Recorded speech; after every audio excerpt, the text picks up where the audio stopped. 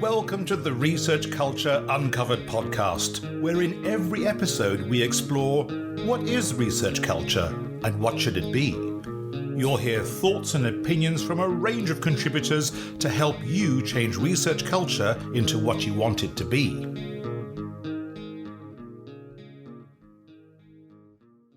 Hi, it's Emma, and for those of you who don't know me yet, I lead the Researcher Development and Culture team at the University of Leeds, and this is a role that allows me to work on all different aspects of research culture. You're joining us in Season 1, where we're getting to know our co-hosts in a bit more detail before they go on to host seasons of their own. Each of our co-hosts has knowledge, experience, and enthusiasm for a different area of our research culture at the University of Leeds. And I'm delighted today to be joined by Dr Tony Bromley. Tony leads the provision for our postgraduate researchers, and I think it's fair to say he has a particular enthusiasm for dynamic development, which you will hear lots more about, and LinkedIn learning. Absolutely, yes. And I think now is also a really good opportunity to point out that Tony recorded the music that you hear in the intro and outro of this podcast. So Tony, given your obvious musical skills, if you were to receive a phone call from a band asking you to play guitar on their upcoming tour, who would you want that phone call to be from? No, it would have to be a band that has a rhythm guitarist, if I can say the word rhythm, rather than the lead guitarist. Oh, I don't know. It would be someone like, probably, it's all classic rock, so it would be someone like Deep Purple or AC/DC or that sort of genre of music. I don't think I'm on stage person. I need to sit quietly in the background. There we go. Okay. So luckily we didn't have a rock ballad for our podcast intro and outro. No. So we're here today to talk about research culture. And as I've already said, you really enjoy working with our postgraduate researchers. But what is it about this particular community that you enjoy working with? I think it's a starting point, isn't it? I mean, some people clearly final year projects and bits and pieces have done some research before. We're just getting in at the beginning with people. There's also, you talked about enthusiasm. The postgraduate researchers also quite often come to the research with enthusiasm. I'm not saying that researchers further down the line don't have the enthusiasm, but it's just great to work with people at the beginning and seeing if we can support and help people, give them a good start to their research, and also to start that process of saying to people that there's a world of opportunity out there. Don't start restricting yourself. You've got the opportunity to learn your research and take it into all sorts of career type opportunities. So I like to start with the people from the beginning, I think. And we've got a fair few here at Leeds, haven't we? So it's not a small group that you're working with, across all different disciplines as well. Any particular groups that might be your favourite? Do you know what? I obviously, my background is in the engineering field, and that's obviously where I started. But it's the challenge of all disciplines, because you learn so much from so many different areas. And whenever you speak to people, I do some one-to-one work on Vivas. I always learn stuff. We did all the 3-minute thesis stuff years ago, and sometimes you forget that you're meant to be doing the development and the sports side, and you just enjoy listening to them and learning about various topics. So yeah, I wouldn't choose anything in particular. Have I got to say that? So it's all disciplines. And that's the point, learning things from all the disciplines. So you're hedging your bets there a bit. Just a little bit. So in terms of what I mentioned in the intro, dynamic development, do you just want to give us a little bit of an overview of what that is? Because people might not have heard about it yet. I know you'll go into it in a bit more detail in your episodes, but this is a chance for you to kind of explain what it is. Yeah, as a starting point, at a danger of filling 20, 30, 40 minutes on the topic, one of the things I was interested in is a model for how you personally develop. So I felt that we didn't, this is just looking back a few years now, we did lots of linear skills, learn this skill, learn that skill, but we didn't necessarily give people a model that they could work with on how you actually approach personal development as an individual. And very quickly, dynamic development, it's about situational analysis, it's about dispositional analysis. And the idea being that you understand yourself, you understand the situations, and there should be some coming together in a happy sense. And I think there's plenty of people in all walks of life where they have a disposition that comes together with their employment situation, for example, and there's jarring and cogs falling off. So it was trying to encourage people to learn about themselves, learn about the employment situations they're interested in, and making sure we can make as happier, is marriage the right word? As happy a coming together between the individual, putting the right people in the right places and letting them do the analysis to support that happening. Is that good enough? Quick? Is that quick? I think so. And as I said, you'll be going into it in more detail when you come to do seasons of your own. Yeah. So you and I often have conversations around where our postgraduates sit. Are they research staff and potential research leaders of the future, or are they students? And I think that's possibly a topic for another episode. But do you think the culture is different for our postgraduate researchers? Do they have different challenges or issues? I think, I suppose philosophically, we all experience the same culture, but we perhaps see it from a different point of view, depending on where we are within that culture. The starting out PGR probably sees the culture different from the experienced professorial academic. But I think that particularly the emphasis or the amplification at the postgraduate research side is that relationship between the supervisor and the power position that there is. And there's terrific supervisor relationships. There's also times when it doesn't go the way we'd like it to go. So that's one of the aspects that the postgraduate researcher always experiences. And the other aspect is that postgraduate researchers have all got the same target, whereas other levels of research, people may have different things they want to do, different directions they want to go, but a postgraduate researcher is trying to achieve the PhD. So they've all got a context of having the same target. And from our professional development point of view, it sounds a bit strange, but we are training, for want of developing people, for better words, to actually leave the organization. Whereas at other levels of research, you're supporting your staff, developing them further to contribute to the organization. And some of our PGRs do stay in the organization, obviously, but there is that element of us training people to leave, which makes it slightly different. And I think it makes it, in some respects, it can make it better because you're talking about opportunity with people. So would you say that's probably the biggest challenge they have?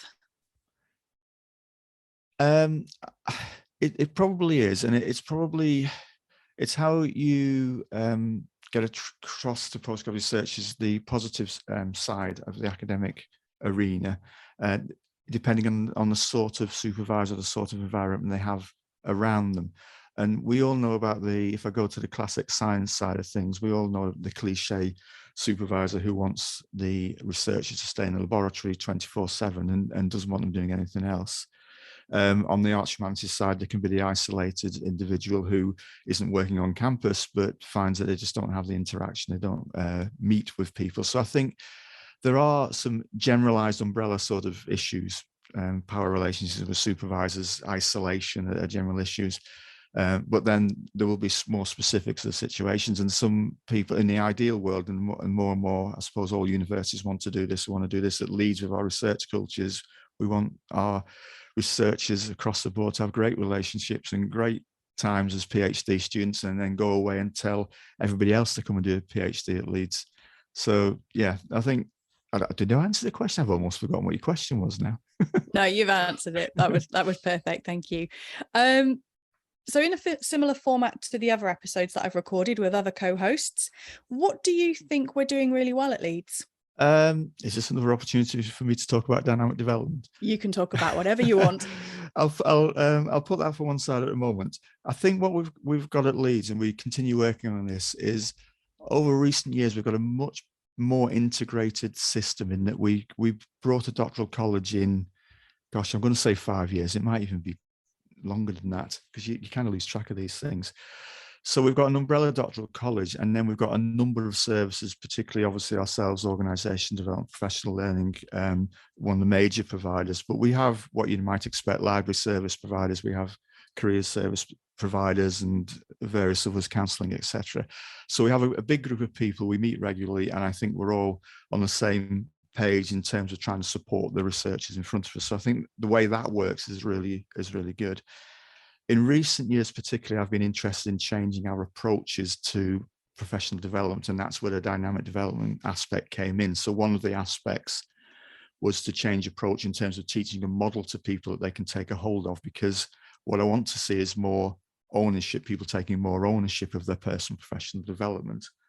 And the other aspect that we've got this career catalyst program that we're introducing shortly with colleagues, and Ruth that you've spoken to as part of the podcast. And this is a digital side, because in a sense, I think if I use the analog digital analogy, if I can get the words out, I think the traditional face-to-face models, face-to-face interactions, clearly were human beings, they still have their place. But I'm kind of seeing that as the analog version now, where you had to be in, Tony's 4 times a year presentation skills workshop for 3 hours. And if you weren't there, that was your last and only opportunity to get some presentation support. So we've moved an awful lot of stuff digitally and online, and using LinkedIn Learning as a platform. We're getting some success with that.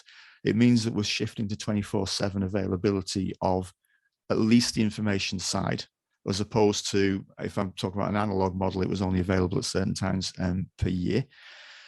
We have to still continue to work on the human interaction, how we get that right in the digital world. But I do feel like we're moving from an analog to a digital type setup, and I'm still learning as to what that digital, in the big inverted commas, what that whole picture means. Another aspect of the dynamic development what I'm trying to introduce is to move away, not a move away from skills entirely, but move to looking at the whole picture of employability, the whole picture of the person, because there's a danger with skills listings. Of course, the famous one in our area is the research development framework. There's nothing wrong with it per se, but I think there's far more to employability than collecting a list of skills. I mean, I don't think anybody, if you ask somebody how they got there, well, we'll stick to the sort of the cliche academic role. If you ask somebody how they got their academic role, I can't imagine they would say that they saw a list of skills, they collected the skills, and then they were given the academic role. Now, that's not what the skills list says to do, but it's kind of a danger of mapping programs across skills. You're more likely, you'll ask people and they'll say, well, one thing is I was in the right place at the right time. I knew this academic. I went to a conference and met Dave, Jane, Fred. So they're only small aspects, but what we're doing, I think, is developing a more holistic, a whole picture. Let's include everything. Skills is important, but for the career development, you've got to look at the whole person and the whole situation. I remember there was one, I'm in danger of talking too long. There was one session that me and you were in, Emma, with some postdoctoral researchers, and we used a dynamic development. It has a particular diagram that we use, a situational and dispositional analysis. And when we're talking about situational analysis of getting a job, one person mentioned that for academic jobs, it's quite common that actually when they're advertising a job, they've already got somebody in mind, and that, they're going to probably get that job anyway. Mm-hmm. And this was an absolute revelation to somebody around the table. They hadn't realized that can be the case. So that's only one thing, but it's nothing to do with skills. So if there's emphasis on skills, which is important, then you never understand and feel the whole picture of employability. And that's more what I want to paint, be it good or bad. I want to paint the whole picture. And we're starting to do that, and we want to continue doing that. That was a long answer. But one that I agree with. I think it's really important that the individual is at the heart of their development.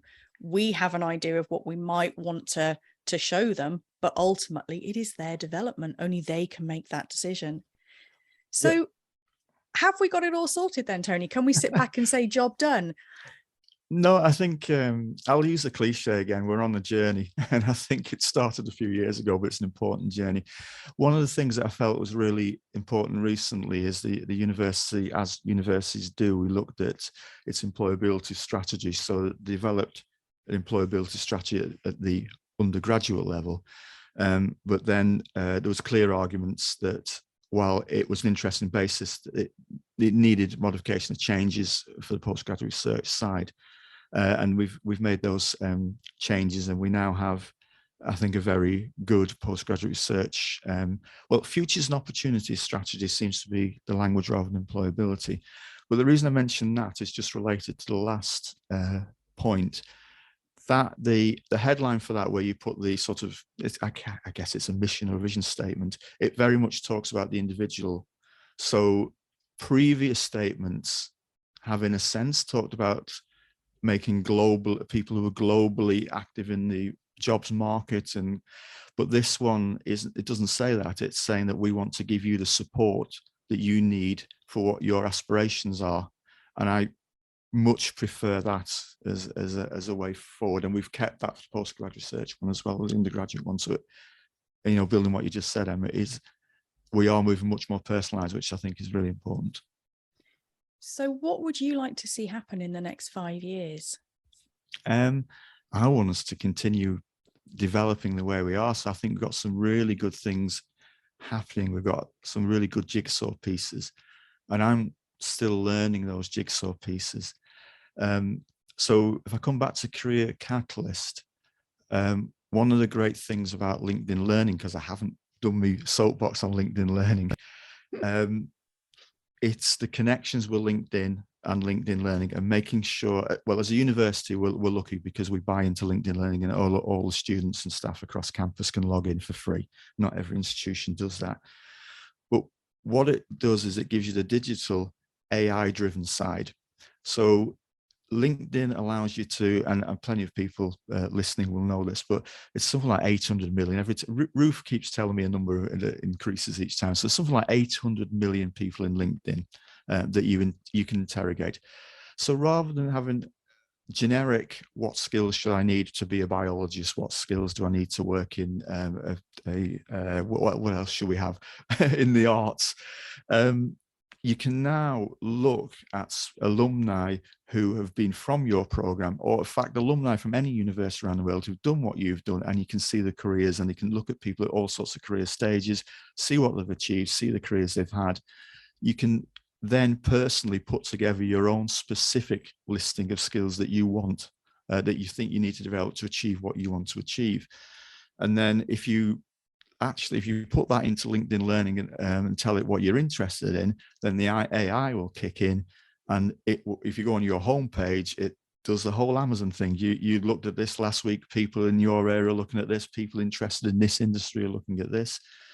And the other bonus with LinkedIn Learning as a platform is that we can add in our own University of Leeds provision. That's what we've been doing. We've put loads of stuff in there.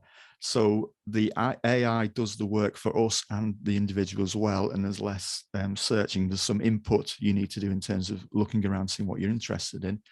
But in combination with LinkedIn Learning, the provision we put in there, that's the crux of the digitalization side of things, and I want to continue doing that. And so we've got a program coming in October, and hopefully we'll see how it's received and we'll push on. But it's a big learning curve for us as well. It's quite a change in approaches to career development, I think. I don't know if anybody else is doing it. Perhaps somebody listening in might tell me if they are. Yeah, absolutely. Get in touch if you are. So, Tony, it's been absolutely fantastic talking to you today. It's clear that you've got a real passion for this. There's still work to do. So what I'm going to do now is leave the rest of this episode to you, so that you can describe what's coming up in your season. And I believe you have drawn the short straw and got season 2. So you're up immediately after this one. What can our listeners expect? Yes, season 2. So one of the things that we have at Leeds is Research Education Development Scholarship Conference, which is originally started by a big shout out to Kay Guccione. She started it when she was at Sheffield University, but it's one that we run and manage now. So for my series, the conference is in October, and we've got a load of presenters, and a number of them have very thankfully said that they'd be happy to do a podcast with me. So I've got around half a dozen lined up so far, and we're going to talk about their respective presentations. This year, the topic of the conference is very much research culture, which is one of the reasons I'm doing it. And it is about how do we stop losing research talent from research, and it goes into all of the access, diversity, and multiple research culture issues that there are in both people doing research and people getting involved in research. So, tune in. There'll be at least 6 episodes. We start with our keynote speaker as well. So is that enough? Should I leave it there? Join us for the second series. Thanks for listening to the Research Culture Uncovered podcast. Please subscribe so you never miss out on our brand new episodes. And if you're enjoying the discussions, give us some love by dropping a 5-star rating and written review, as it helps other research culturists find us. And please share with a friend and show them how to subscribe. Email us at academicdev@leeds.ac.uk. Thanks for listening, and here's to you and your research culture.